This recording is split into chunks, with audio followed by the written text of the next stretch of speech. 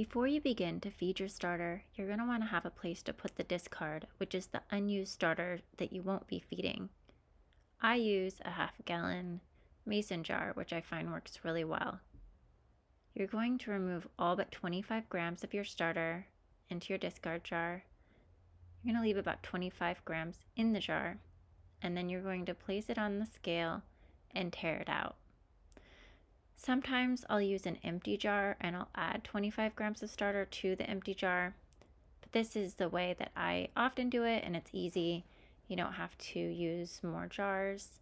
You're going to add 100-gram flour to the jar, and then you're going to add 100 grams of room temperature water. I find that room temperature water works best. The starter tends to like room temperature water better than cold water right from the fridge. You're going to mix well to incorporate all the flour in the water to avoid any unmixed flour. Your starter really doesn't like unmixed flour. You'll notice in the morning if there's clumps left over that part of the starter is not bubbly. It doesn't look very happy. So I always make sure to mix really well.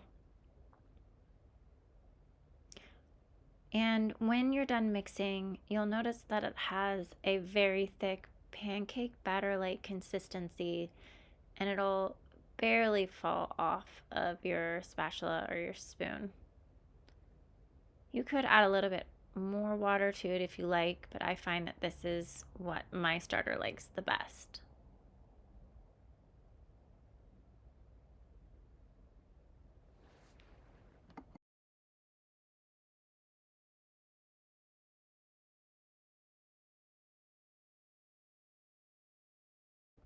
Once you're done mixing, you're going to want to cover it with a lid and set it in a warm place.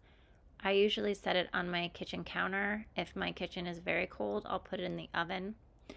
Some tips if you're on a regular baking schedule. I usually feed mine twice a day, morning and evening.